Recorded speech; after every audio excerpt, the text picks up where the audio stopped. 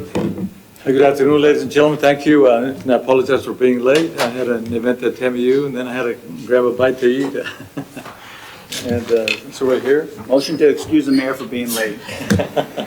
Thank you so much. I'm calling this meeting to order. This is the Laredo Urban Transportation Study Committee, or otherwise known as the Metropolitan Planning Organization Policy Committee. Today is the 16th, December the 16th, 2019. We're meeting here at the City Council Chambers in Laredo, Texas, and it's 1:54 p.m. Again, thank you. Roll call, please. Ms. Guerra. Mayor Pete Saenz. Present. County Judge Tano E.C. Pereira. Councilmember Norma Nelly Vielma. Present. Councilmember Dr. Marta Martinez. Here. Councilmember George Olkel. Present. County Commissioner Jesse Gonzalez. County Commissioner John Galo. Present. And Texas District Engineer David M. Salazar Jr. For the record, you do have a quorum. Motion to excuse those absent? Second. There's a motion and second as stated. Discussion. None heard. All those in favor say aye. Any opposed say no. None heard. Motion carries unanimously. Thank you. Citizens' comments. Anyone wishing to speak? You have 3 minutes. Please approach the lectern. I see no one approaching. I assume no one wants to speak. So moving on. Items requiring policy committee action. That's item. Motion to approve minutes. The minutes held 2019. of November the 18th, 2019. Is there a second? Second. Seconded by Commissioner Galo. Discussion? None heard. All those in favor say aye. Aye. Any opposed? None heard. Motion carries unanimously. Thank you. B, discussion and recommendation on the initiate a 10-day public review and comment period for the following proposed amendments of the MPO bylaws, and there's various amendments there, and I would make reference to those listed there in the agenda. Mr. Kirby? Yes, sir. Is this a public hearing? No. Yes? So motion to open up the public hearing and initiate the 10-day public review. Okay, there's a motion to open up the public hearing to initiate the 10-day public review, and seconded by Councilmember Algett. Discussion? Yes. None heard? No, yes. All those in favor I say do aye. have, sorry, I do have Discussion, go ahead. Yes. And on the Article 2nd on the Alpha, which was our motion or consensus last time, because we want representation from the Transportation District, I want to see if we could change it to the U.S. Custom brokers, because I understand that Alpha is Mexican custom broker, so they wouldn't have a voting right, with deciding on U.S. tax dollars. I I'm sorry. will concur with the motion. Second, and Okay, U.S. Custom Brokers. okay, so There's there's, Laredo Licensed U.S. Customs Brokers Association, I think is what they're called, right? I'm not Whatever the mistaken. U.S. Custom Brokers Association is. okay. And a little vague. So there's a motion. a motion, a second, discussion. Wait. Go ahead.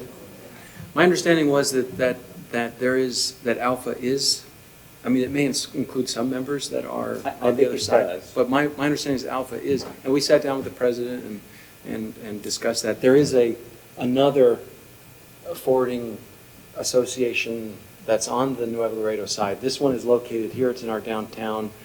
I can't speak to all the members, but my understanding is that most of the members, or maybe all the members, but that this is an American organization. It's a Laredo organization. My understanding is that the organization, its charter, if you will, or its roots are on the Mexican side. It has a U.S. counterpart, which is Association of Laredo Forwarding Agents, ALFA, that there are many members in that organization who are U.S. citizens or dual citizens, or at least have residency status, but that I think, at least in my conversation with you, is that the clearer choice, because it is rooted and started and is comprised of solely and wholly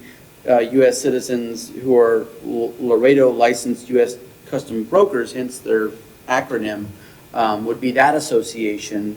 A lot of them sit on both boards, so I don't know if it's 6 of one or half a dozen of the other, but I just kind kind of wanted to share with you all my understanding of that. Well, why was the if I may, Mayor? Sure. Why was the recommendation made for Alpha?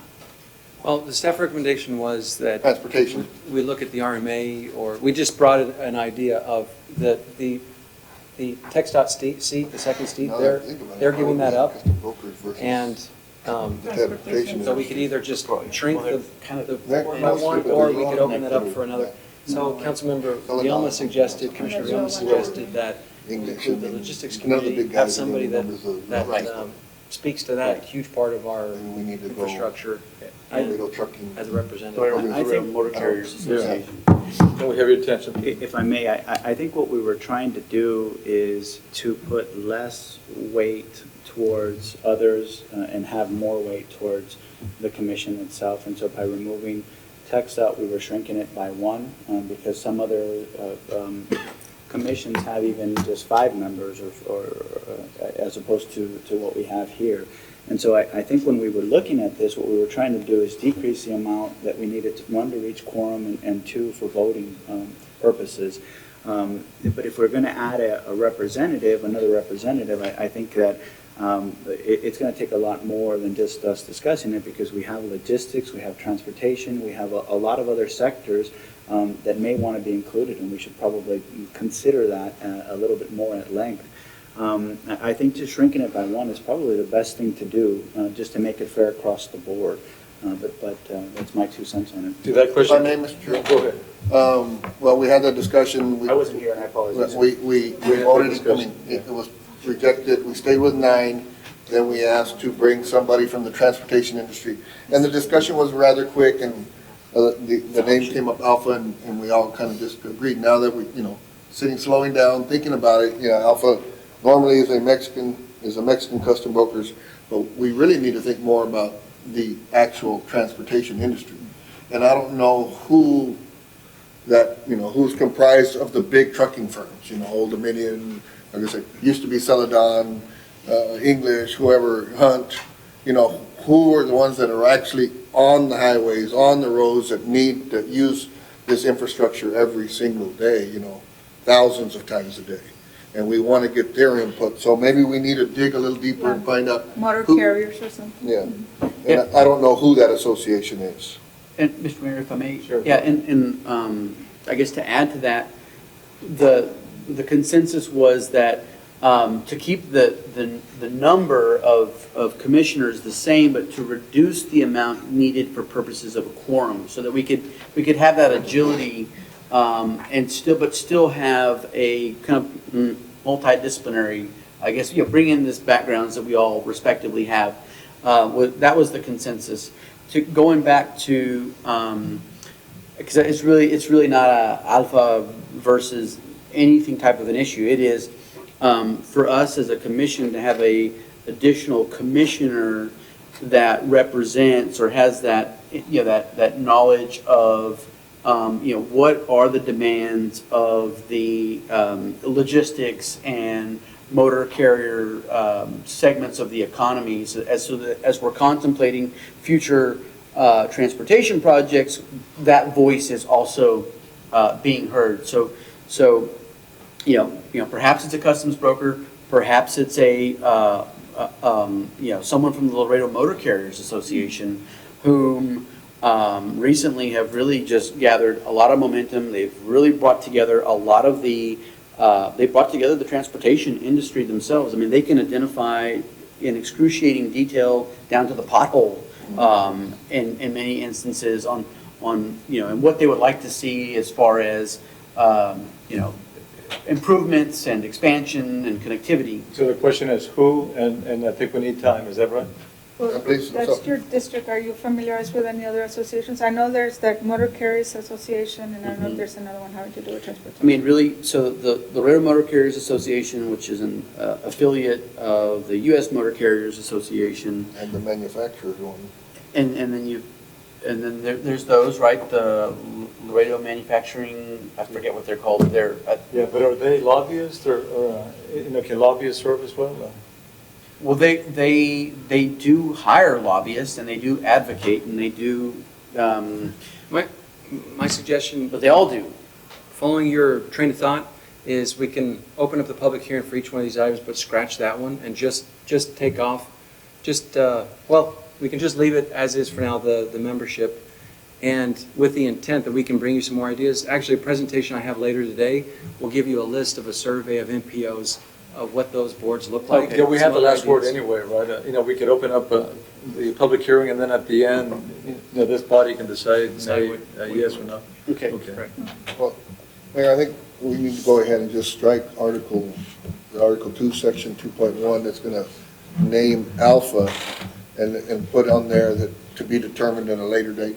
And on the next page, Article Okay. 2.3, which is also alpha for a technical committee. Okay. Yeah. Okay, so- Any. so wherever well, Alpha To strike, appears, yeah. anywhere that Alpha says, and that will be a representative to be determined at a later date. Okay, with that in mind, all those in favor say aye. Aye. All those against? None heard, motion carries unanimously. And to be clear, I mean, I think we're all in favor of, Sure. we're all big fans of Alpha, but just to be out of, in fairness to the other organizations. Point of let's- order. Well, I don't think we actually ever opened the public hearing. Yeah, No, you we did, did. and you I think we seconded did. it. Yeah, no, but then we went into We discussion. didn't vote it. Okay, yeah, anyway, go ahead and Well, make the I think motion we if you need if you have it down. I think we need to, that motion wouldn't count, then we have to open the public hearing first. Yeah, you made the motion to open the public. Yeah, but we did, then Initiate the we went into public. discussion Well, what was That's the vote that correct. we just took, sir? Okay. for the striking. the Anyway, I Alpha. think it'll take longer for us to, let's start again. Motion to open up the public hearing and initiate the 10-day comment period. Okay, there's a motion, is there a second? Second discussion. None heard, all those in favor say aye. Aye. Any against? No, and then I guess your And to point. reaffirm the motion to strike any reference to Alpha and just change it to a representative to be named later. Second. Second discussion. None heard, all those in favor say aye. Aye. Any opposed? None heard, motion carries unanimously. Thank you. Takes us to item See? C, yes, A, B, C. Discussion on the HR Ruthinger? Or do we have to close the public hearing? Or No, it's 10 day. Yeah, it's a 10-day public comment period. Okay, yes, sir, hi, how are you? Hi. Good afternoon, Guillermo Cuellar for the record, Assistant Webb County Engineer. Just as an update of where we are with the Char Ruthinger project, we are anticipating 90% schematic by the end of this week on Friday. We are also working with TxDOT and reviewing some of the environmental documentation, which is going as planned. And we just finished having a utility coordination meeting with different utility companies regarding the project. So everything is pretty much going in the process that we like. Okay, great, thank you. I think at some point, do we have it here? No. You were supposed to bring us the Yeah. map today? Yeah, the map, and I should have, That was, when you all presented the agenda, I should have reminded you all. Yeah, but maybe next go around. all right, I asked Mr. Luis Perez Garcia, he might have it. Well, and also to the status of the ownership of the right-of-way, who's going to own the right-of-way? Eventually, the city of Laredo will acquire the acquisition of the property. It will be transferred to the city of Laredo. Right now, they're presently working on that. Both properties, the Achara and the Ruthinger, correct? Okay. So But this, that this is, we're talking about the property in question. You want to show us the map? Sure.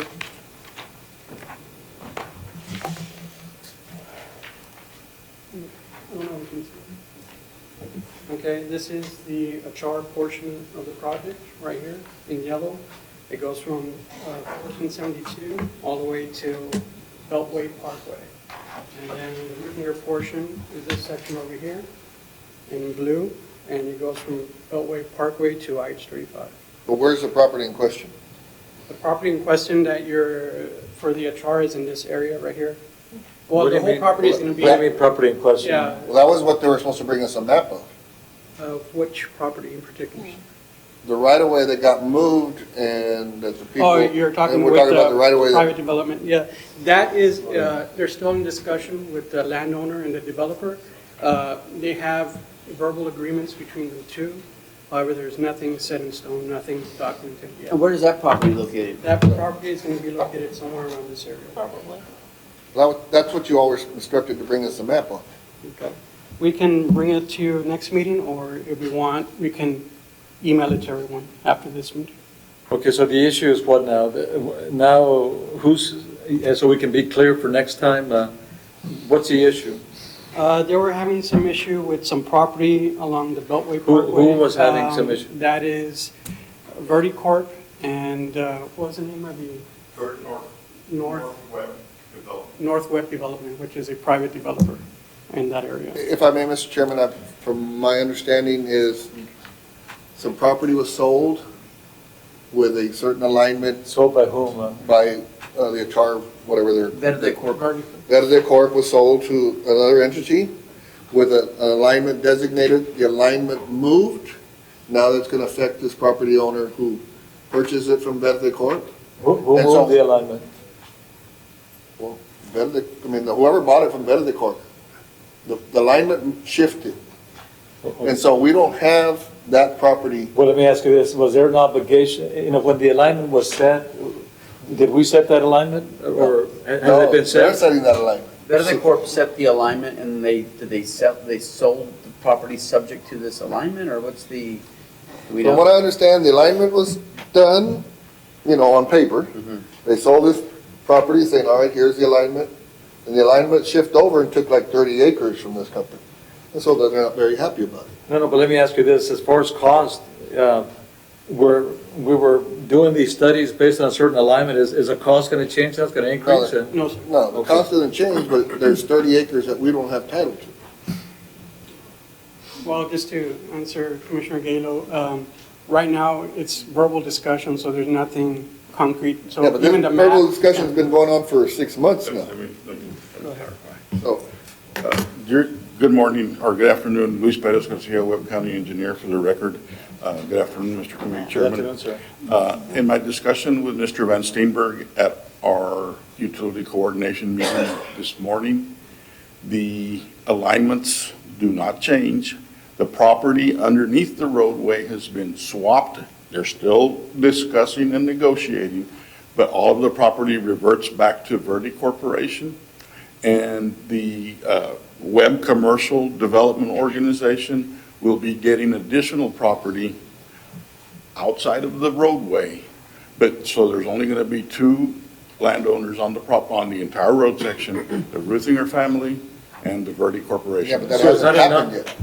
yet. It's in the process that But it you've hasn't agreed. happened Yeah, yet. Like I said, yes. this is 6 months down the road now. By all means, it has not occurred, the ink isn't drying, there's no ink yet, but it's contemplated that this is the agreement in principle and that it will be moving forward. Yeah, but that's the same, this is the same announcement you gave to us 3 months ago. Right, and we don't have And any it's imminent, and discussion. it's imminent, and it's imminent. This is, And this road could be in jeopardy because this is of that. being done by the two private parties. They don't necessarily tell us how they intend to do certain things, but this is what we heard from Mr. Van Steenberg earlier today.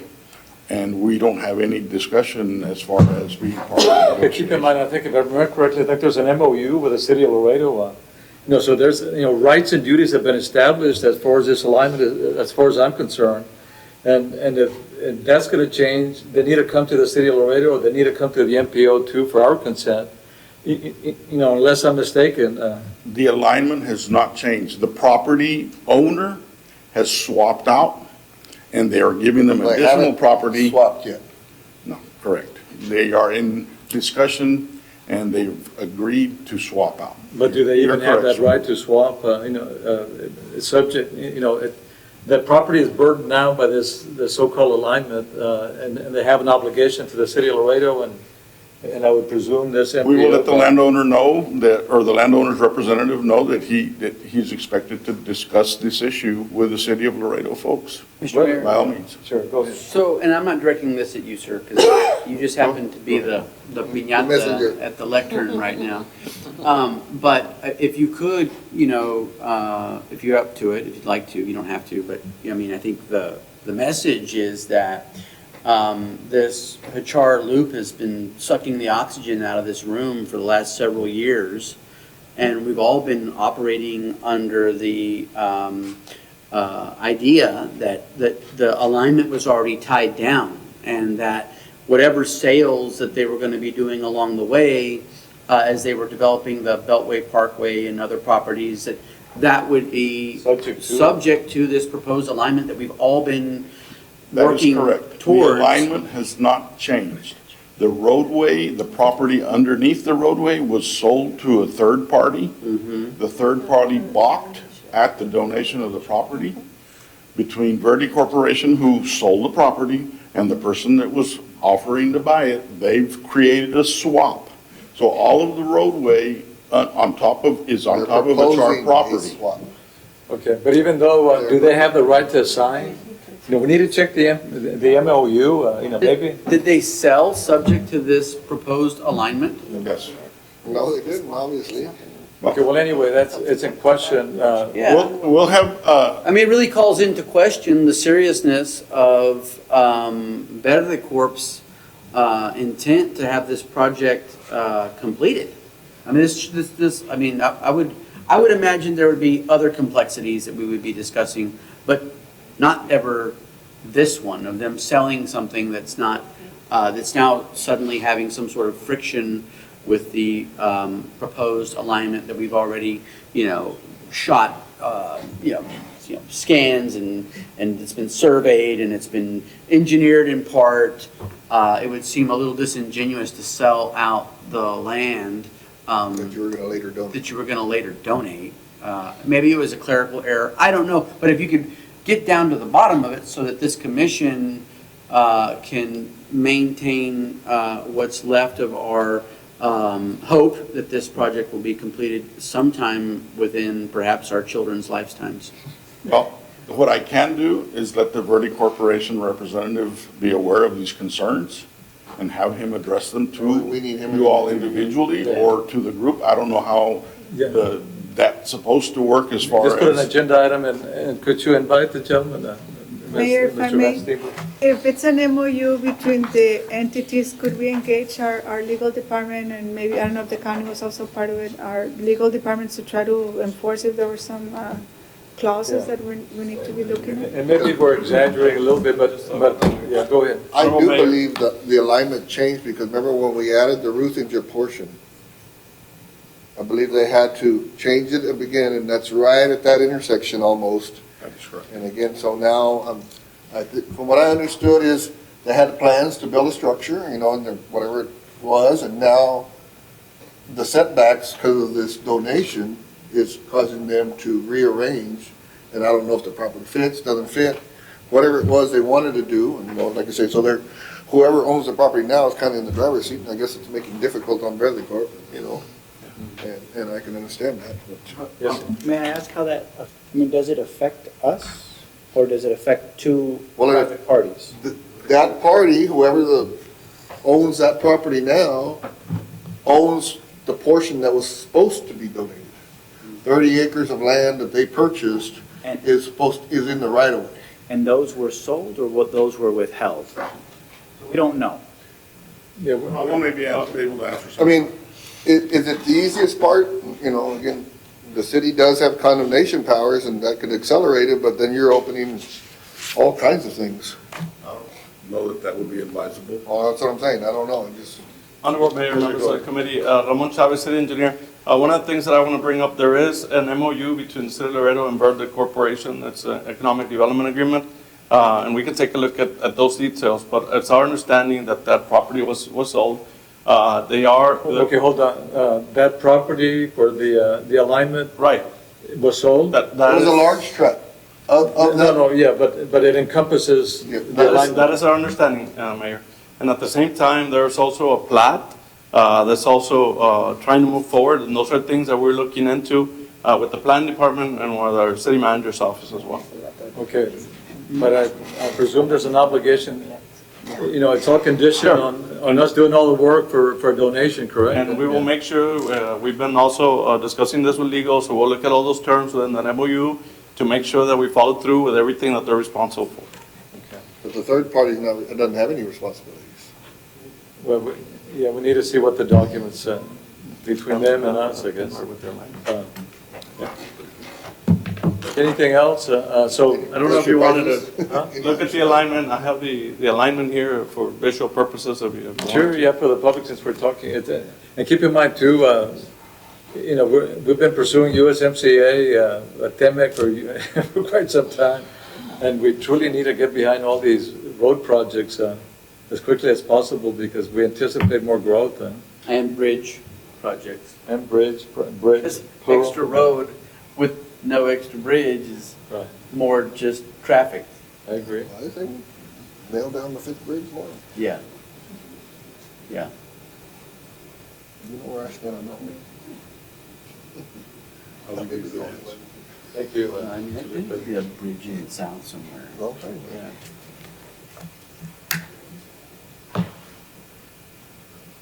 So is that it? That- This is the line in real Could you life. zoom in, please, a little more? I think it's right.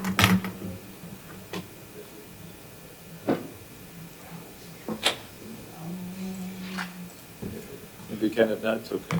Yeah, we see that. And how's that different from the one that was up on the map, up on the screen? The original alignment and then the proposed? Yeah, or Beltway Parkway, right. So then it's just a, it's just a beltway alignment as opposed to the Hachar alignment? So this is that the tracking question or what? Yes, that's the property in the area that they're looking at. Yeah, that triangle, The triangle, The it greater- says 12.8 acres, that is property that the Ruth Inger roadway kind of intersects. So they want that, I guess, remedy to where they can get that sort I of. mean, but it doesn't look like it would really interfere with anything. No, it's just minor stuff, I think. I know, but so what, I know you can't answer, but what's taking so long? Like I said, this was brought up 6 months ago. They have, Northwest has new attorneys that are looking into it, and they're discussing it with this one, Steenberg, and they're trying to find out whatever it is. so the area in red is a Ruthinger or is it still a chat? No. It says Route Inger right away, that's going to be the actual. Where's the split between Chat and Ruthinger? That is right by where it says Beltway Park. Where it says 12 acres and 25 acres, right? Okay, who That's the owns- two pieces?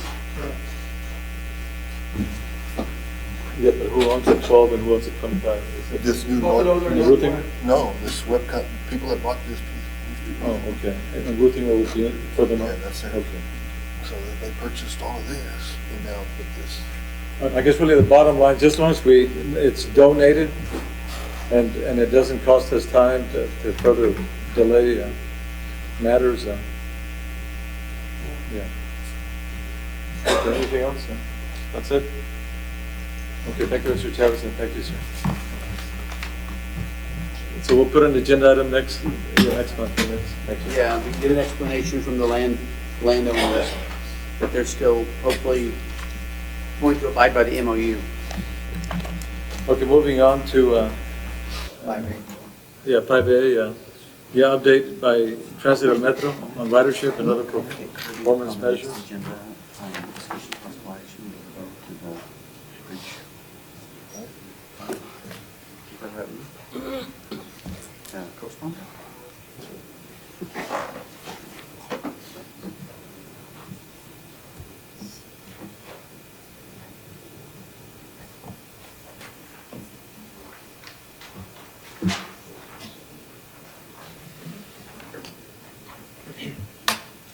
So, good afternoon, Claudia San Miguel, General Manager for Metro. I have a complete report on transit.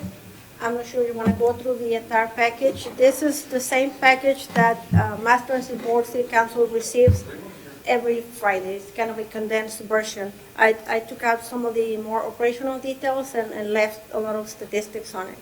So the first page is going to be your ridership for the week, and then for the year. The midsection is budget and performance and revenue. So basically here, the first set of numbers, I'm just going to go on the percentages just to keep the presentation short. By the end of the month, we should have used about 8.3%. So as long as we are under the 8.3, we are on mark per se, because we've spent, 6.2%, 7.3, 4.95, so we're under. Granted, every month is going to be different. Some months you have big expenses, projects, things of that nature. Some months you don't. But in general, we are on target as far as budget. On revenues is the opposite. If we are over the number, that gives us a good news. The only line that is not like that is going to be the transfer sales tax. We are at the 5.64 over projections, and everything else we are also over. Per box collection, it's over. Ticket sales, it's over. Advertisement, transit center, the parking, the leases, and all that, we're over. Our operating funds, they're typically, we receive those funds early on 2020. But that's typical, it's nothing to be alarmed of. So again, based on the budget, we're on target. Revenues, we are on target. Ridership as well. Big projects on the pipeline, everybody's aware, we've been seeking funding for the new facility to be located on Jackman and Bartlett.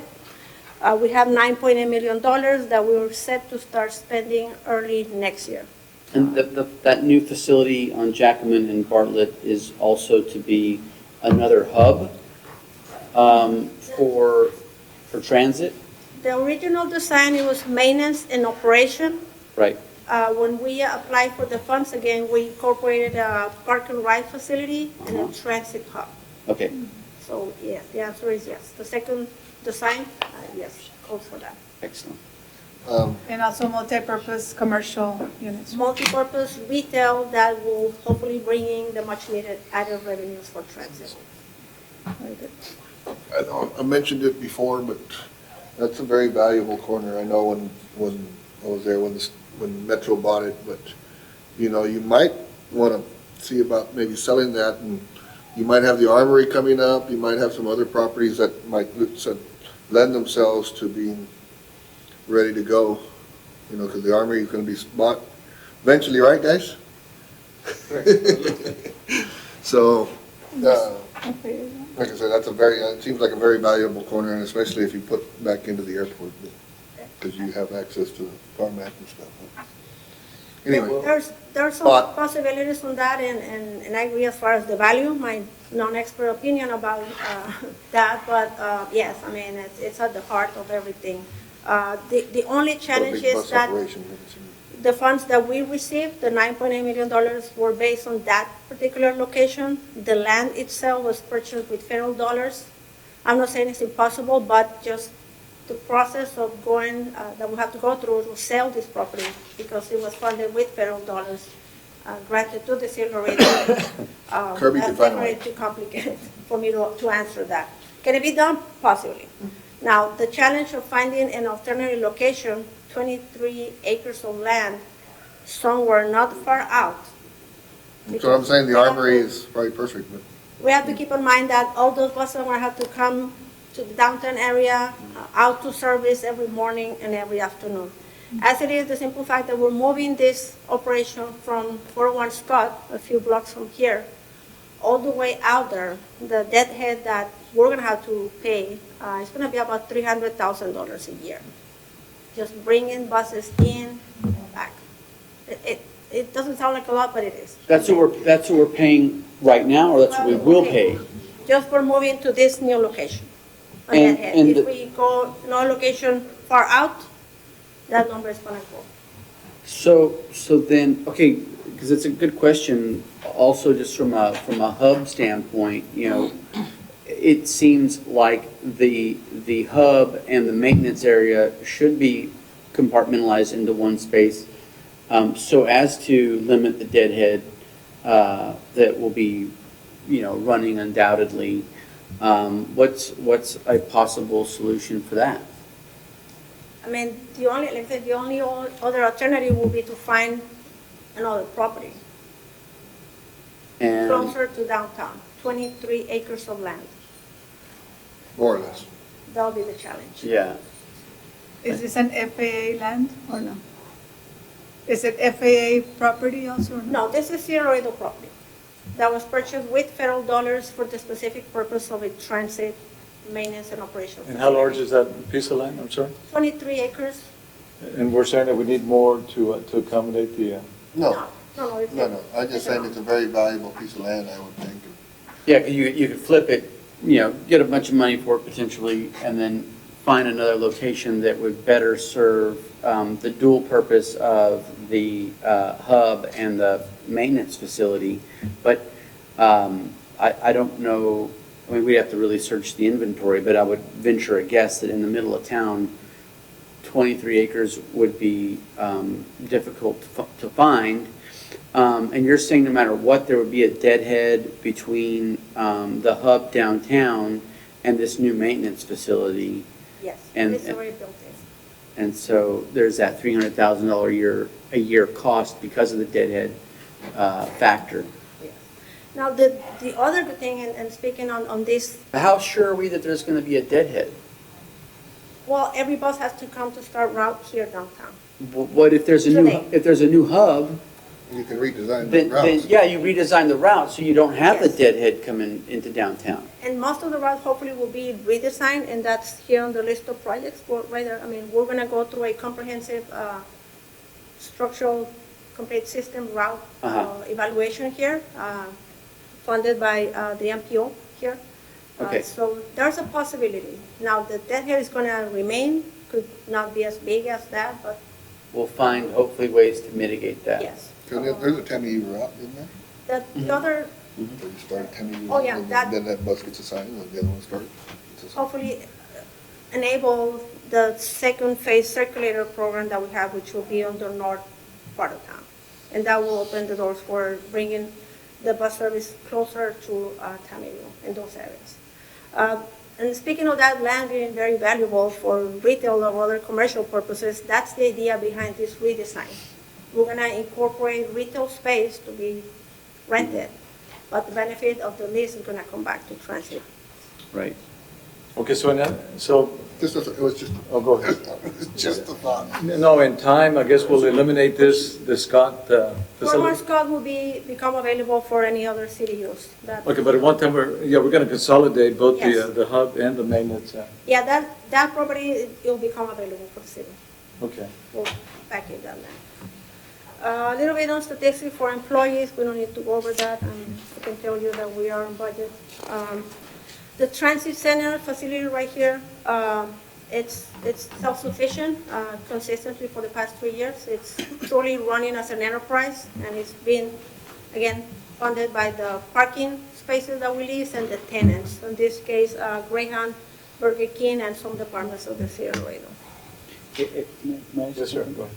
And I was thinking about what you were saying, Commissioner, and in Councilmember Aldrich, you said 23 acres in the middle of town, but I think, if I'm not mistaken, and I don't want to, I think we're moving along, but I think we own 89 acres on Springfield, if I'm not mistaken,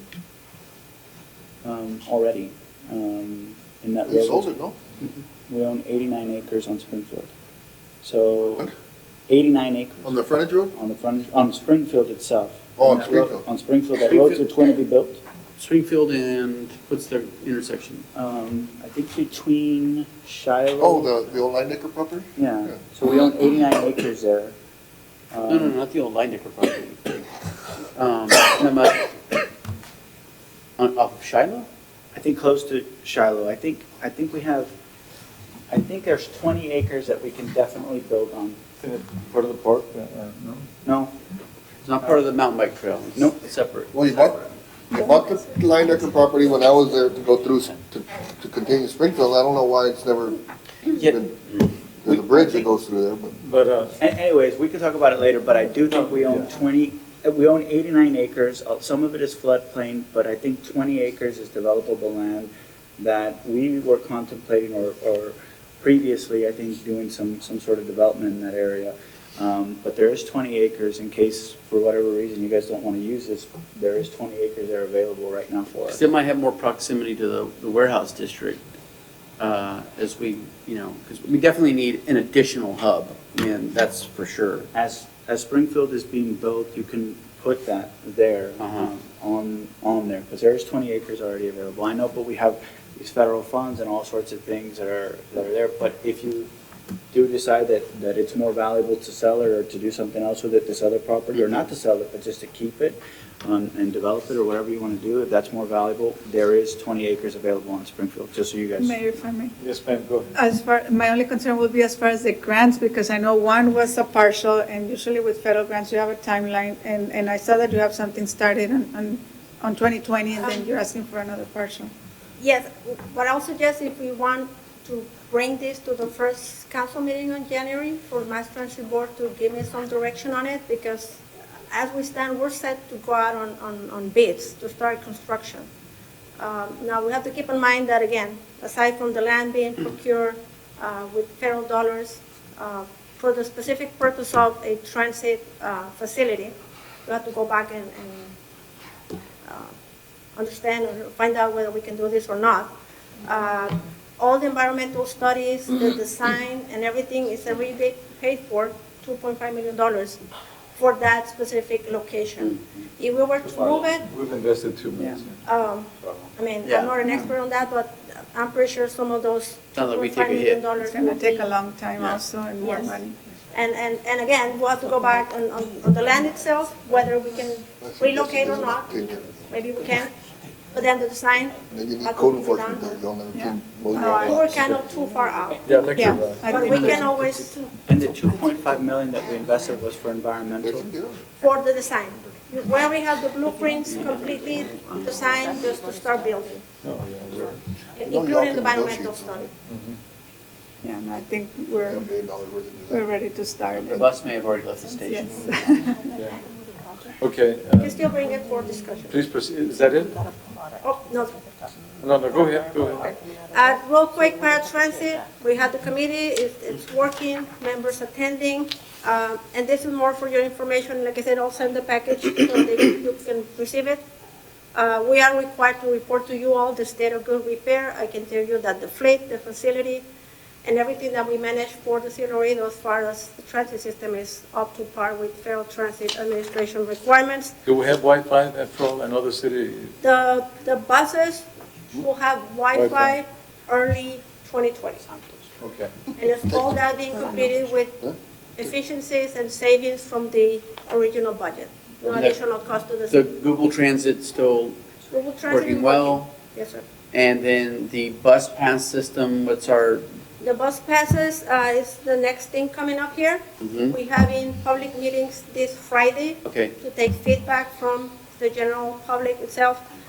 We're recommending these passes, and this item, I believe I already put into the Mass Transit Board. We're gonna have 2-hour passes, we're gonna have daily passes, weekly passes, and monthly passes.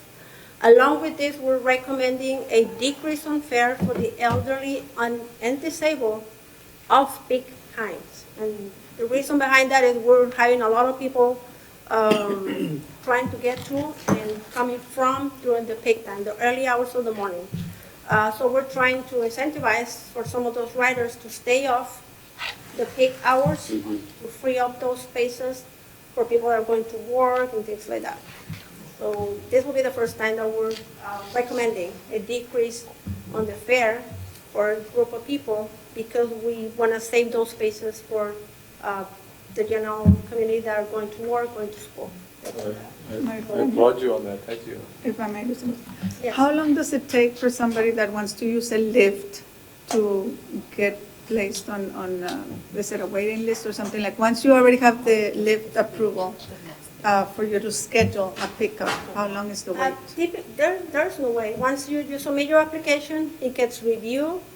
It could take up to 10 days, but in reality, we try to do it as we receive it. That individual will need to go and get an ID. So basically, the next day, somebody can start scheduling appointments or requesting those trips. But those appointments, how long do they take? Because I went through that with my own child, and they told me I had to wait 2 weeks. Like, if I needed her to go, let's say, to a doctor's appointment, 2 days coming, no, I had to wait 2 weeks to make an appointment for a pickup. Now, typically, like I said, you can call. We suggest to call at least a week ahead of time. We suggest that. And then, like, we do not offer same-day service, but within 24 hours, if that person tries to schedule a trip, we'll offer you something within an hour before or an hour after. That's what we require under FDA. Let's say I need to go somewhere at 1, we could offer you something at, 12:01 or 1:59, something in between that window of time. So we have However, enough lift vans right now to cover the Yes. needs of the population? Yes and no. Yes, we have 6 vans that we still need to replace. Right now, the only source for capital dollars to replace vans is either sales tax or federal grant that we've been applying, 5310. Those are specific for elderly and disabled. We've been successful in applying for those grants. They're pretty much for elderly and disabled, so it's hard not to get them. So we have, but we still have 6 vans that need to be replaced. They're 2009. We do have breakdowns and issues with them, but, we're working with that. Anything else? No, that's it. So we're having this meeting on Friday to get feedback. Hopefully, once this closes, the first meeting on January for council will bring the outcome of those meetings with the recommendation. So either late January or early February, we're going to start offering bus passes. Wonderful. Thank you so much for your report. Thank you. Thank Keep you, up the great Mr. work. Thank you very much. Thank you all. You guys are doing well, thank you. Thank you very much. Moving on, let's see, B5B, text out to present the frontage road associated with a shallow railroad overpass.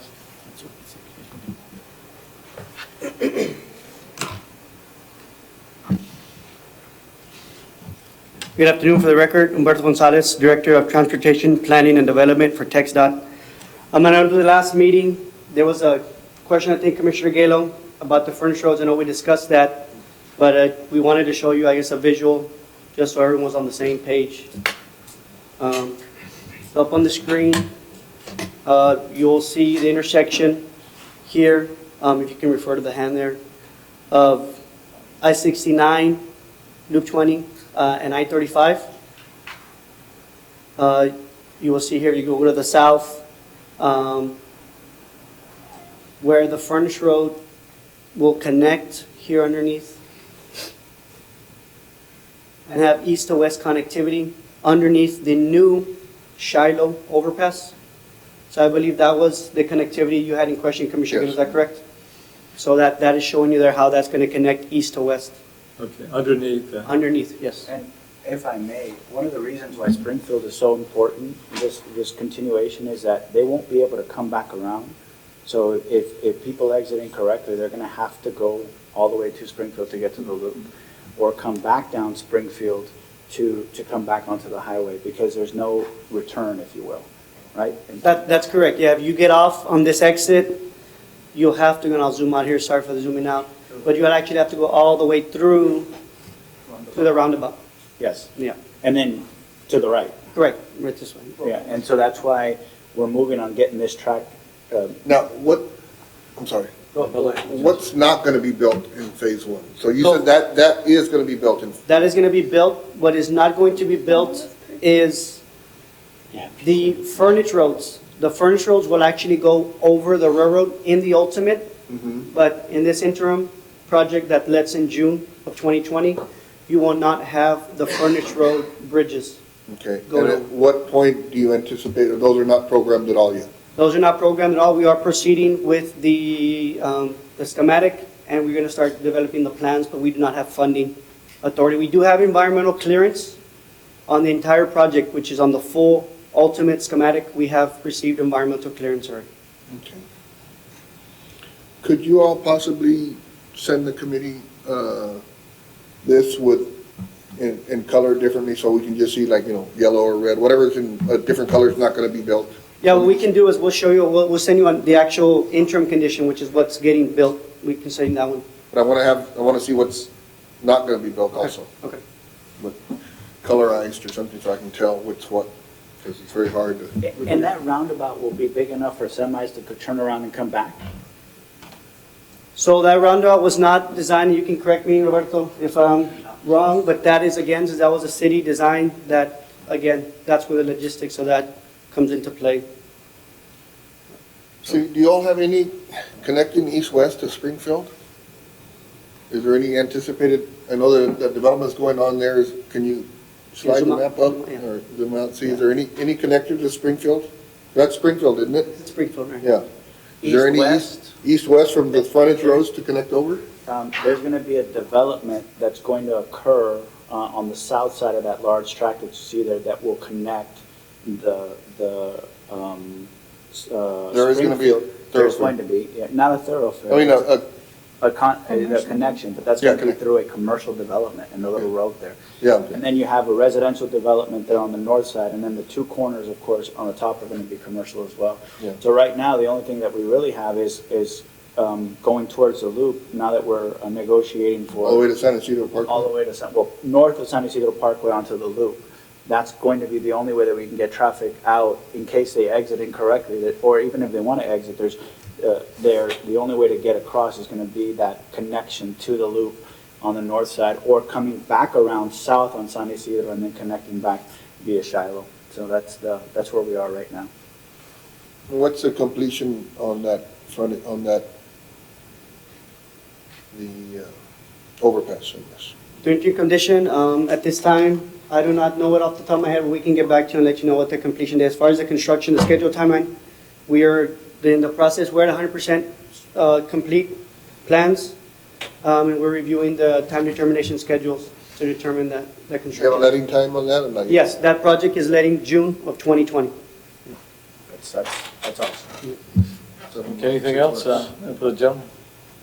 You guys, just a quick question. We had had some preliminary discussions about the connection of Springfield. So just so you know, the city is in negotiation with the owner of that area to have that area donated so that you guys can actually connect and have your acceleration, deceleration lanes as you're widening the roads. I think that's something that we had discussed. Okay. Springfield, they're gonna go through the park there? No, they're going to Okay. run Springfield Thank you. along the Appreciate it. edge, Next item? and then connect like that. So they're not gutting it. Let's see, C, a text out to present on the future possible redesignation of IH 35 South of Victoria Street, also known as the 4-block area, and the rerouting of US 83. So that's another topic for us. Again, for the record, Humberto Gonzalez, Director of Transportation Planning and Development for TxDOT. We were approached with this request, and just an update at TxDOT, we don't have a presentation to give at this time, but we have reached out to FHWA, and we are getting a clarification on them in regards to a possible redesignation or reclassification of this roadway. They have came back to us with some questions as far as the intent of how this road will operate once and if it is reclassified. So I believe, Commissioner Martinez, that you put this on the agenda, correct? I did. This was at the request of council that's looking at several projects in this area. One was a beautification project, and another one is a large development that's going to occur.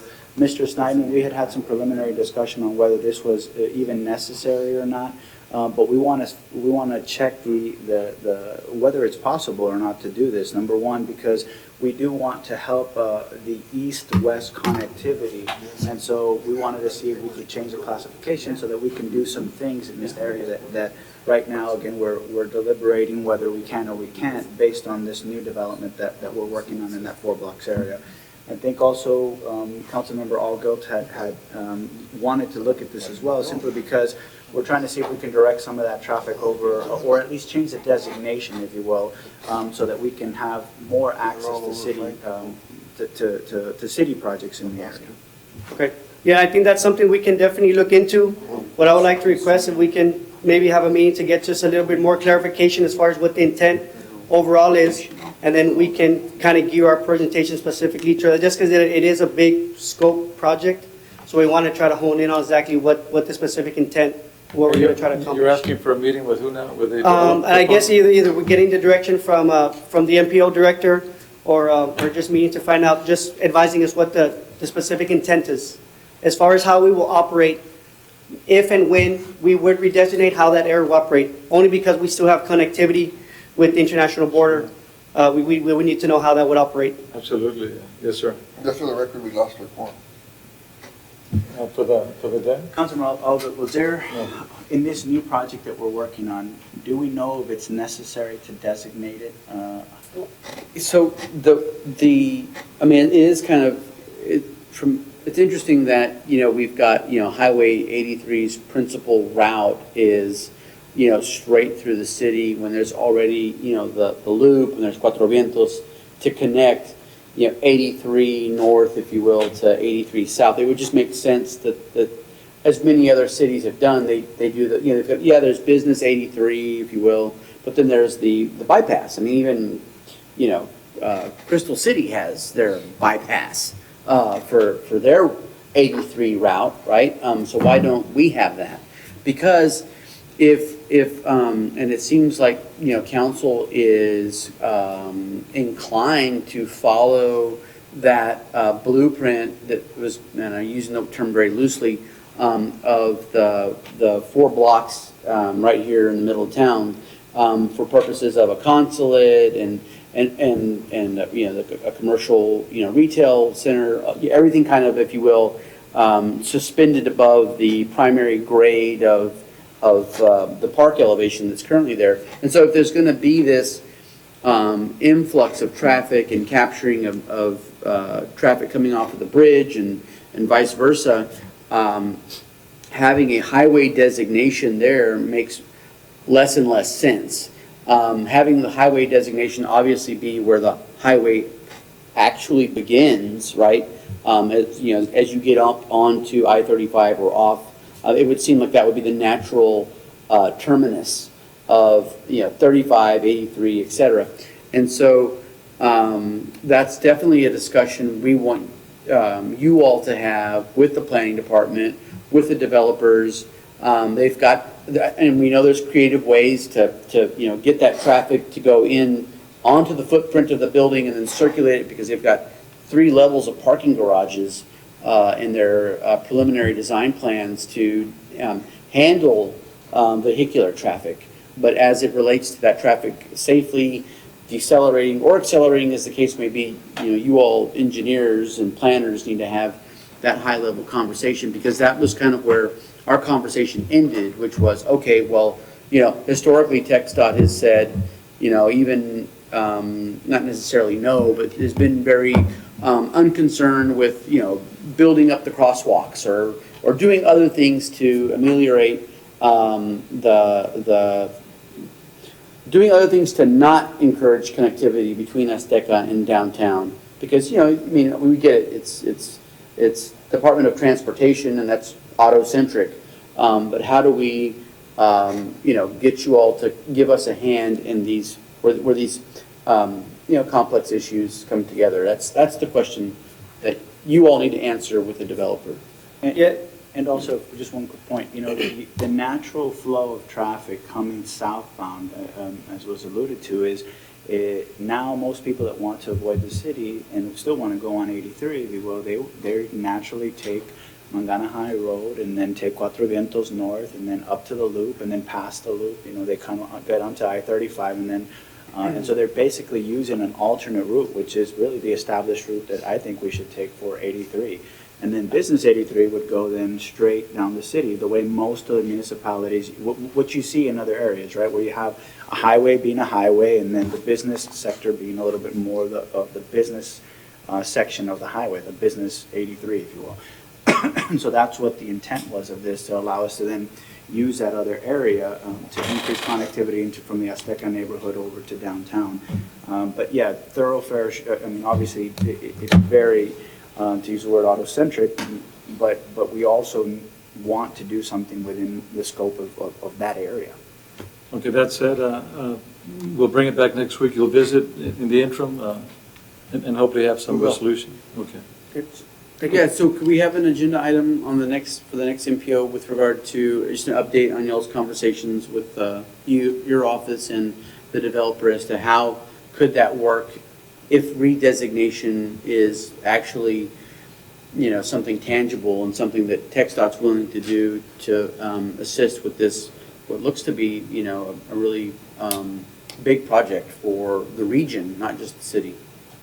Yes, and I would, what I'll probably suggest is that TxDOT present why they want to keep the designation. I mean, we already have stoplights there, we already have crosswalks there. Yeah, it's not a highway. But it's not functionally a highway, but Right. it's still classified as one. So I would say for them to make a presentation, say, this is how your designation can change, but this is why we would prefer that designation remain the same, and then you can see from their side why they want to keep that designation. All right, you all have that conversation. Yeah, we'll have that conversation, and Thank you very much, sir. we'll bring it back for the, Thank you. But also, there's a Thank you, side sir. issue too, if I may. TxDOT does have easements, to enlarge, the so-called highway there. So in the event of this development, I guess that's where the private entity needs to discuss with TxDOT and see if they're willing Yes, that's- to give up those rights of way. deed restriction, and that discussion is already taken. Okay, good, thank you. I'm moving on, thank you, gentlemen. Because if you go to, I'm gonna hand you the. A deed presentation on the MPO structure, management, and boundaries. Right. But yeah, just stick to the original. Hey, Mayor, you had asked some questions previously. Sure. Just excuse me, I'm a little under the weather, so I apologize if I. problem. You had asked about the Tequila MPO. helps. Tequila, or lime, fine. So he can write you a script. Yeah, I was gonna say, you know what, Doctor? That's the problem, or that'll The take care of it? doctor's, it's doctor's orders. I've been But trying we got to to keep- caution you, it's not overly indulged. Everything in moderation, including moderation. Okay, go ahead. All right, sir, go ahead. Good advice. So you had asked questions about the MPO and could we merge with another area? And would that benefit us? Also, Commissioner, you had spoken about the management organization and possibly moving to a more separate MPO and having a director separate. So those are both things I'm going to address in this presentation. So we'll talk about the boundaries and the federal rules and that we have to follow. Talk about the organization of MPOs, and I think that'll be interesting to see what other MPOs are doing from a survey. We'll briefly go over the mission statement and the responsibilities of this MPO that's unique to Laredo, and then we'll talk about the staffing, what we did previously, what's planned, and then possible future. So MPO boundaries, the rules for the boundaries are controlled by the Code of Federal Regulations. So they give us rules of how MPOs are organized, and that's based on population, and it's also based on density. And so for anything to change with the MPO boundaries, that has to be done by the MPO and the governor in an agreement. At minimum, the boundaries have to encompass an area that's urbanized. Now, in urbanized, that definition is controlled by the census. So every decennial census, the last one was 2010, the next one will be 2020. That's when they put on the map and they say these areas are urbanized areas. And those are areas where there's a lot of population within a close proximity of each other. So for an MPO has to be all an urbanized area, but it can also include areas that will become urbanized in the next 20 years. In other words, the growth boundary. It can't go into areas that will not be urbanized in the future. If it's not going to be urbanized, it can't be included. And then finally, the MPO, to actually change the boundaries is a process that has to go through the Federal Highway Administration, goes through the census. It's a prescribed process that we would have to follow if we were ever to do that. So just to show you the boundaries again. So these are the boundaries of the MPO, and you can see that it includes most of the urbanized area and then some additional area. Here are, for reference, this is the 2010 urbanized area as done by the census. And so the urbanized areas are basically where you see all the streets, the existing streets. But if you look at our boundary, it extends beyond that, and the idea is that within 20 years, that's a possible area of urbanization. Now, if you look at the district, here's our boundary lines for the MPO in comparison to other small population clusters, other cities, and other urbanized areas. So unfortunately, we are nowhere close to any of these other urbanized areas because you have to have a contiguous connection of urbanized areas. So the way the valley was able to join together is because they used to be smaller areas that all had a separate MPO. But then they kind of grew together and would all grow together in the next 20 years. So they were able to come together through a prescribed process, get an agreement of the governor, get the FHWA to sign off, and then they were able to merge as a big MPO. We cannot do that because we are not connected right now, and we will not be connected in the next 20 years, and probably not the next 100 years or 200 years to any other urbanized area. Oh, you would have to be actually physically be next door neighbors. Physically connected, contiguous is the term they use, or grow into each other in the next 20 years. So those things will not occur in the near or medium, possibly never ever. But we are an island unto ourselves. We are, and we will continue to be that way. It's in terms of the MPO, the way that our boundaries are drawn for the MPO. So getting into our mission statement, to set the transportation-related policy, identify existing and future local transportation needs in cooperation with TxDOT, and propose and recommend projects for all modes of transportation, all modes, with special attention to freight. So this is the mission statement. I brought this out just to say that MPOs are all unique, and Laredo is unique to any other area. And our staffing needs are unique to us. Who are on the policy committee is unique to us. The members, the number of members, all unique. That's why the Federal Highway Administration has given MPOs a lot of flexibility to do things like you're proposing to do. Bring your quorum down to 4 instead of the majority of how many, the entire number of members on board. I contacted them and they said, hey, making those rules are up to you. They give a lot of flexibility in the organization of the staff and the policy committee and the technical committee of how we. Hold on. Yes. Mr. Mayor, may I ask? Sure, yes, sir. So we can, when's the last time we revisited our mission statement? Well, the last time we updated our bylaws was 2017? Yeah.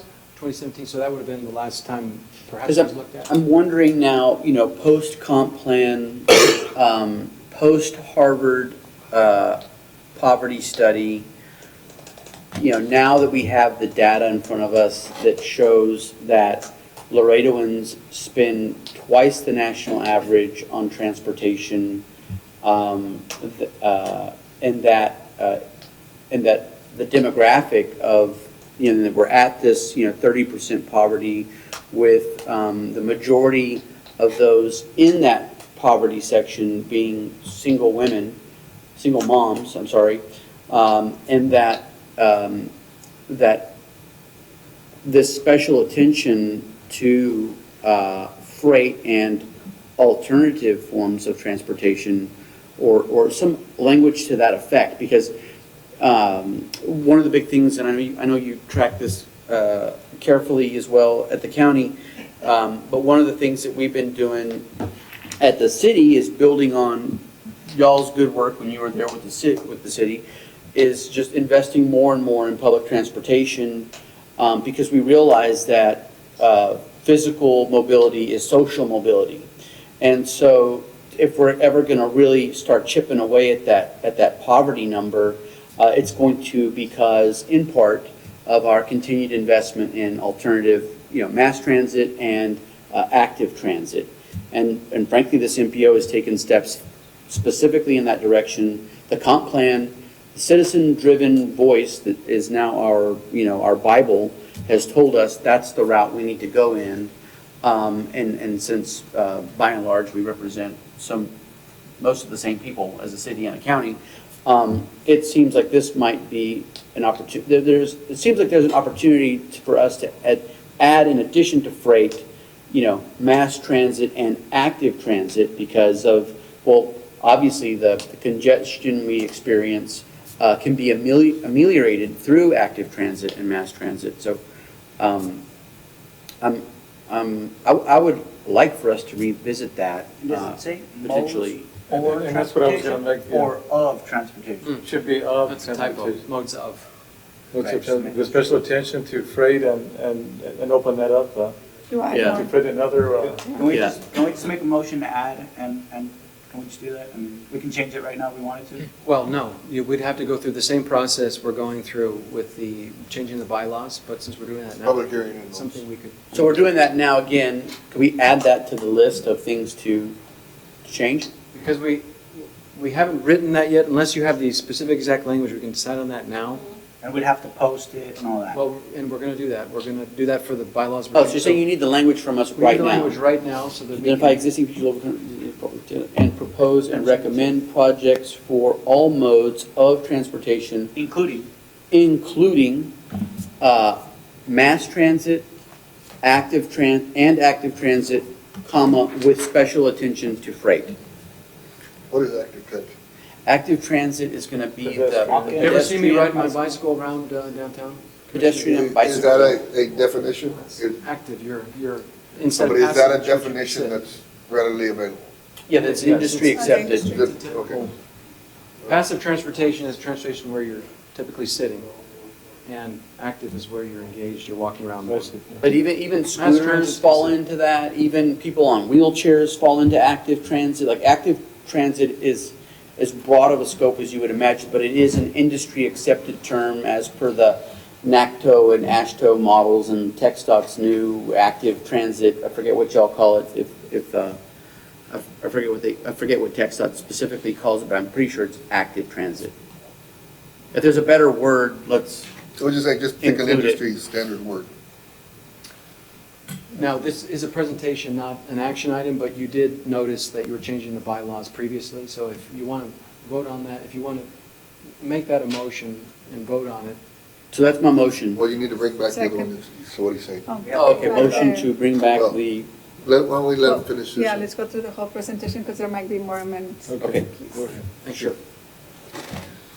Okay, so back to the structure, just some bigger picture stuff. Federal government gives about $400 million to 385 MPOs across the country, and some local and state governments supplement that. So there's on the order of about $100 million of extra going into transportation planning. That is very safe funds. I know we've talked about it before because this comes from the gas tax, of which this is less than 1%.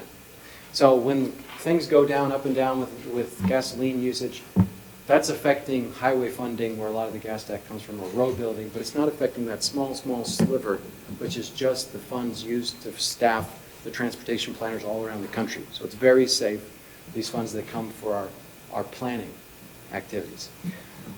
So an MPO, when it's best done, it's a regional council. It brings together more than just the city, more than just the county. It brings together the players in the community so that we're looking at transportation not as my needs, but as our needs as a region. The MPO requires a fiscal agent. Let me explain that. When the money that's the planning grant funds, that's not for building, that's for staffing and for doing projects for consultants. Those funds that come in, they don't give us money to spend. We spend money and that we get reimbursed. So to spend money, we have to have someone's money to spend. So the way the MPO was originally set up, the city is the fiscal agent. So the city puts the bill. And we reimburse most of the costs that we incur. Some are difficult to measure. One thing we've not been doing is charging the MPO leasing the space that we lease there. That's inside the planning department. Just wanted to make you aware of that. Now, the size and the qualifications of the staff vary by MPO. Some have a focus where they do mostly consulting. Some have staff where they do more of the projects. That's something, as I've come on board with the expertise I have over 10 years in the private industry doing a range of different projects for many different cities, counties, and states, is that we can do more of that in-house. The advantage to that is that we're much more responsive. We're quicker in the things we do because we have staff here. We don't have to initiate a whole process to get a consultant in. 6 months later, you start a project. A year later, it's finished. We don't have to do that. We can be much more nimble. That was something we talked about previously, and you all agreed. And we'll visit that in just a second. I have a question, Mayor, if I may. Yes, ma'am. Is the funding based on the census population? It is. It's based on a formula that's based on population. So the size that we are dictates how much of the planning, the funds we get for our planning staff and for consulting work. The planning grant is what it's called. Thank you. Just another little overview. So a number of MPOs by state. We're second only to. Let me ask you this, going back to that same question, can we change it and who can change it? Is it the federal, do we need a How much lobby? money that we get? Yeah. That formula is something determined by the Federal Highway Administration Act. So we'd have to lobby some of our. We can make that a Federal notation, and when we go to Washington, we may add it to the legislative list of things that we need to. To change that formula would change for everybody, so we. Well, that's okay, we can start. Yeah. From the standpoint of, not only, we've been talking, more and more that, ports ought to be given a separate category. trade corridors, should be also considered, because we actually feed and clothe and supply our Yes, nation. that's a very good point. For the funds that we get, not related to the staffing funds and the study. Oh, okay. But for the funds we get for building, I agree.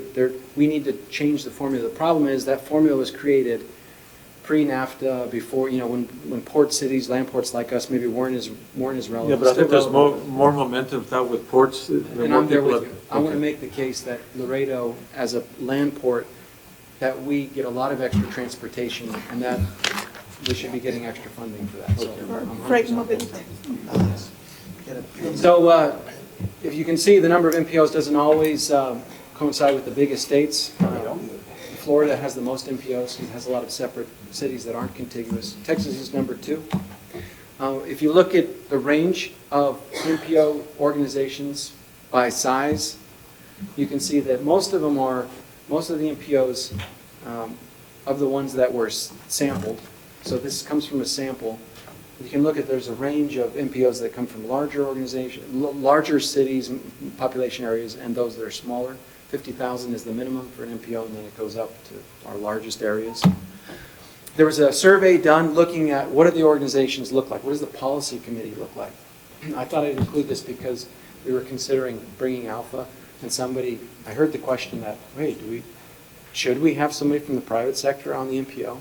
Well, I just wanted you to see that these are the kind of seats that you see on different MPOs that were surveyed across the country. You see a range. Typically, it's city officials and county officials, elected officials, but it's also, if you go to the bottom of the list, you see things like private sector, different authorities from different organizations. So you get to make that, and the federal government gives a lot of flexibility in who is being put on that board. So as we've left it open now, we're still considering what should we do with that seat.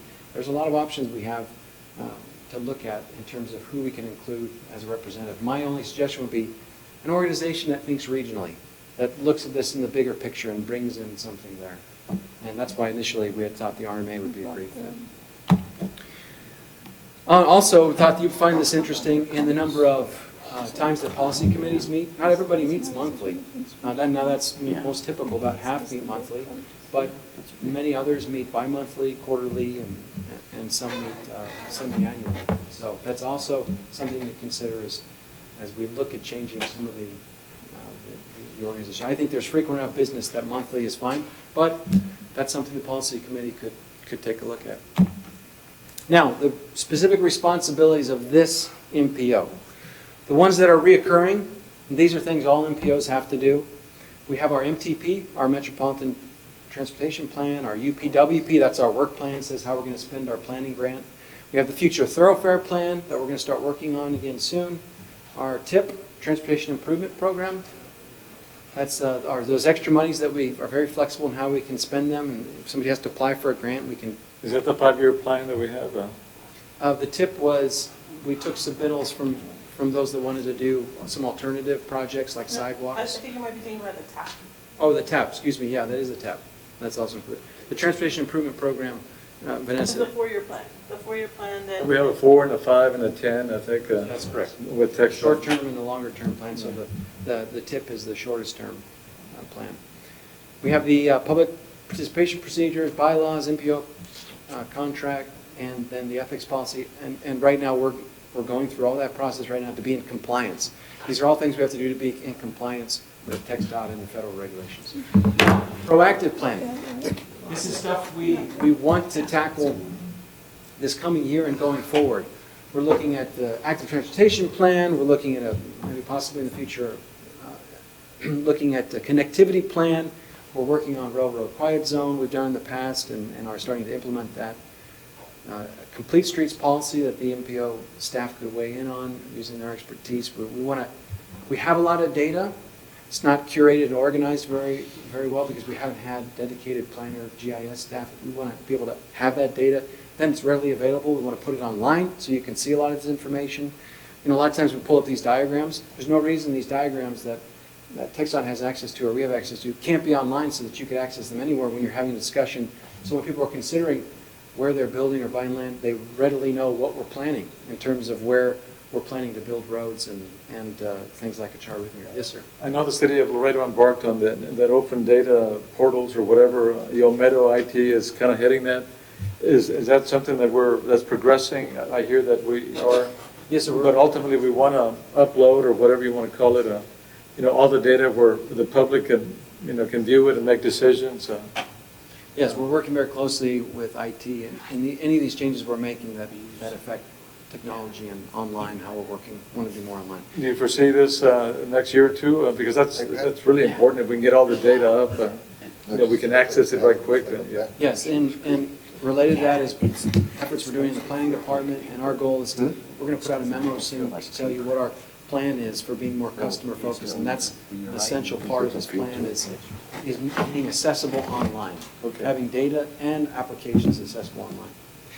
And finally, increased public participation. We've done everything we've needed to do, and Vanessa has done a fantastic job. We want to take that up to the next level in engaging the public and getting more public input on how our transportation is built out. It's time for a barbecue. Yes, sir. Yeah. I'll bring the smoker out. So, how we've had our staff organization historically, we had the MPO director, half of an MPO director, because he's also the planning director. And then we had a planner 3, and we had a clerk 4. So essentially, we had one full-time planner that was working on the MPO. And then the director would participate as well. What we spoke about with y'all previously and got your approval on was to have an MPO division manager, and then who could assist the MPO director in managing a team of planning staff that could be able to do these projects more in-house rather than always going out for a consultant. And I'm happy to announce that Vanessa, because of the wonderful job she's done, has been promoted to the MPO division manager position. Congratulations. And I've been very impressed with, we had our federal highway administrator who works with us come in, and he was, I think, pretty impressed, pretty blown away that we've had this much to do as an MPO for the last several years, and basically she was the only planner working on it, doing all the compliance that we had to do. And it's a lot. The federal government, they love to give you boxes to check. And she's been checking all of them, and they have been impressed with what we've done. And I think she's going to be key in helping us to get in new staff and now start taking the MPO in a different direction as Laredo grows, as it becomes a bigger region and a more important region with all the freight that's coming through it. We need to have planning staff that are looking not just reactively but proactively, talking about some of these plans in the future. What can we do? Where are we going? How can we be better engaged? And so that is my goal as the director, to help with that process, and I have experience doing these plans, so I think it's going to be a great fit. Now, for the future, and this is where I'd like to get your questions and thoughts. I think it does make sense that at some point the MPO be its own organization and have a full-time director. When you do that, I don't think you need a division manager anymore. You'll have an MPO director, and then you'll have the planning staff. Now, there are a couple MPOs that did something similar recently, Corpus Christi a few years ago and Amarillo, and I've been talking to them and reaching out to them, talking about that change. First of all, that change took a lot of time. From when the inception to the actual change, it wasn't something that happened quickly, and that is because there might be implications to who your fiscal agent is, so if that changes, that's going to take time and agreement. It takes, if you're leasing additional space, finding additional space, or making room for them in an existing area somewhere else, that's all got to be organized. But then one of the bigger challenges is, right now, all the MPO staff are employees in the city. If you're talking about changing the fiscal agent, then essentially you will not be able to require these staff to leave the city. You can't fire them from the city.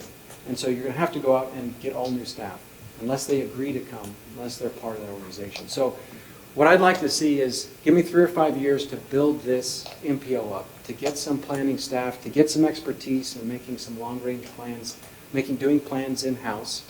And then as that organization is mature, then it'd be easier to split that off. Now, what's the advantage of splitting it off? I think there's some disadvantages because, like you mentioned, Councilman Villalma, Commissioner Villalma, you said our legal department, when you said our, you meant the city's legal department could look at this issue.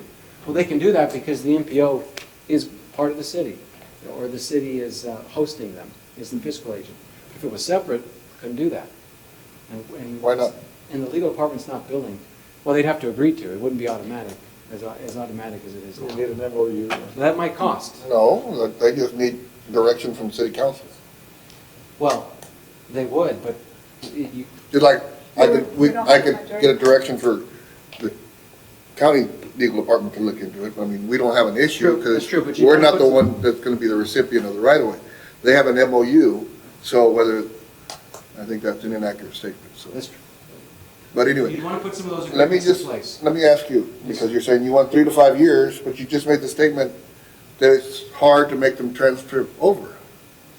Yeah, so in other words, you'd have to do it electively. You'd have to ask these people to come, and right now we have one. Well, Yeah, but so I guess why two do of I us. want to give you 5 people that you're going to develop and bring up and then say, you get them to that level of expertise, and then they say no? What good does that do me? At this point, you do not, if the MPO were to leave, you wouldn't have anybody to go with it. Because both I think I Vanessa, could offer Vanessa enough money, right? And do we have the funding currently to have this position filled? no, you would have that They're funding, taking- but you would be starting with an organization that doesn't have any staff in it. Now, if you had more staff to pull from, that's something you could get those people to come in. Again, it's going to be voluntary, right? It will be. So My it understanding does is- me no good to build up a staff that's going to be, that may or may not go with me. That's Well- something to consider. I'm sorry, go with who? Well, The MPO, MPO. when I say me So, I mean, versus. the- Okay. But it seems like, and we've been doing a great job, as you stated, and, you know, but with a, relatively speaking, with a skeleton crew, we've been able to do a lot of, you know, great work. It seems just kind of, you know, naturally, I mean, even like, you know, with our own business, we've added a couple of lawyers to our firm. We've added a private investigator. Like we're growing, and we're able to provide a much higher level of service as a result of growing.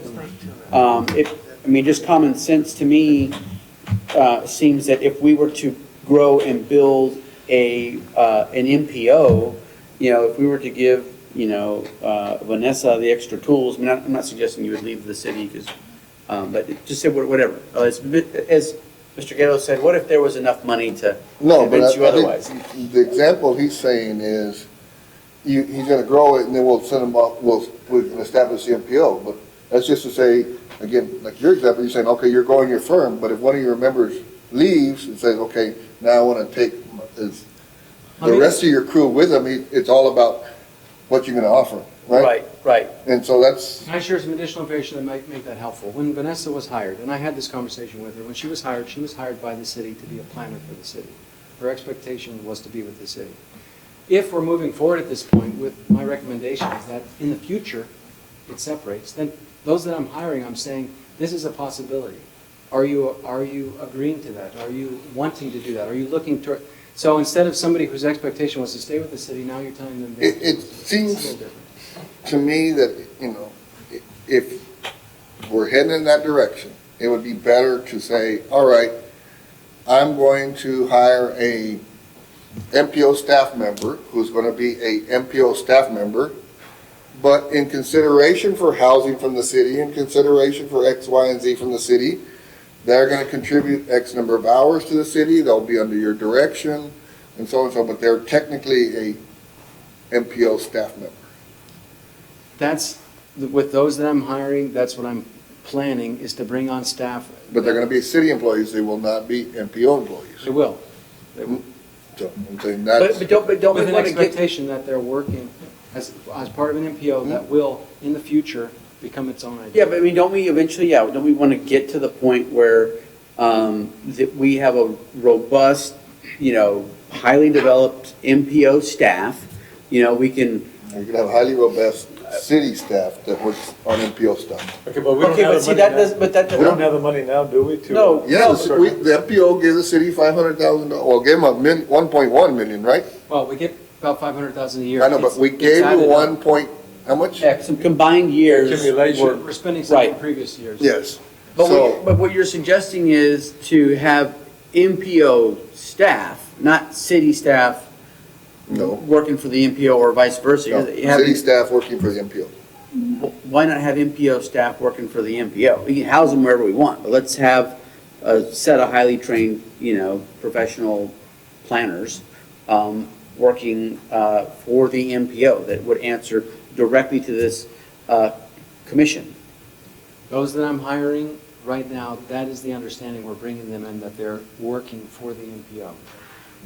But technically, because the city's the fiscal agent providing the benefits, they are working for the city. If They're city employees. the MPO cannot be its own fiscal agent. Mm. There has to be somebody spending the money, then getting There's reimbursed. no way around that. No. Is that what you're saying? No way around that. You have to have this fiscal agent. You have to have a fiscal agent. You have Wait, to wait, have wait, somebody- wait, wait, wait. Then how do the other MPOs do have, where they have their own people? They all have a fiscal agent. Hmm. Either it's the city, the county, an RMA, something. Somebody is footing the bill and getting reimbursed. I think this is just a future possibility, but something to talk about going forward, I guess. Because right now, we're not even close to being at full capacity and having all the planners in-house, so. No, we are. That's why we having this discussion again, because we just transferred $1.X million to the city of Laredo. What other fiscal entity are we gonna use right now? Well, I'm just saying, I don't know. I didn't know about this regulation where it had to be a fiscal entity. That's what I'm saying. So right now, we only have one fiscal agency Yeah. that I can actually. But I'm just saying, so whatever we do is being housed as a city employee, obviously would receive city benefits. You're on your, whatever the retirement system, they would be entitled to all of that. And so, and they would be, their boss is the city of Laredo. It's not the MPO. Well, So, kind of, technically it's the MPO, although, yeah, they no, follow it's, city. you're a city of Laredo employee, and they're gonna respond to Kirby and city council, whoever makes directives, and so. But, okay, hold on, though, to be fair, so. It's a discussion, we're not being ugly yet. Okay, all right. Yeah, to be fair, I think, and I realize that there is that, at least that appearance that could be the issue, if not the issue itself. And so to address those concerns, how is it that these city staff working for MPO projects would be more committed to the MPO itself? In other words, how can you have the fiscal agent and all of those components compartmentalized so that we can have our MPO staff truly tracking MPO policy that we put together as a commission? Well, and that's why eventually you have an MPO director who's separate, who responds to you, that you can hire. And how do they get paid? They would get paid out of the planning grant, but essentially they'd have to have a fiscal agent who's, so. Yeah, let me ask you, can we have Here- two physical agents? Can we have the county and the city? Yeah. Mayor, Then you hire two people, we hire two people, and can we put this maybe on the next agenda, because I Yeah. don't want to break up the quorum. So. Because I've seen that. I've seen where the city, the MPO runs down some city priority kind of at the expense of the MPO collective will, if you will. I've seen that. And so, yeah, I think it does warrant a separate discussion and some sort of framework to insulate MPO staff from the fiscal agent. So up until this point, they've been doing kind of part-time MPO, and it's paid for by MPO funds, and the other part-time with city. That's how they've been like kind of a hybrid of the two. well, the majority is the city. Go ahead.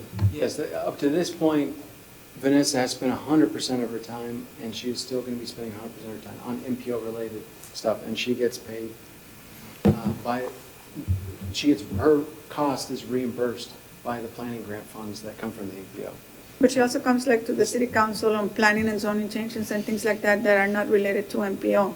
So the way that I see it is like they have been working, doing both duties, so then this provision will be from a point certain. Now 100% it's just MPO. And then it depends how, I will be just concerned if the if they're gonna have the same pay and the same benefits, or you're gonna have a breakup in that department that, oh, well, you get X, insurance with the county or with the city, and that, but I guess we need to discuss it and bring more Yeah, information. thank you. It's getting kind of long-winded, but it's important. Can you kind of anticipate some of these questions, and maybe we can cover it next Yeah. time? Yes. Please. Yeah, okay. Yeah, 'cause I do have to, not to leave. Right, Yeah, that's okay. what I'm saying, I don't want to. Yes, good.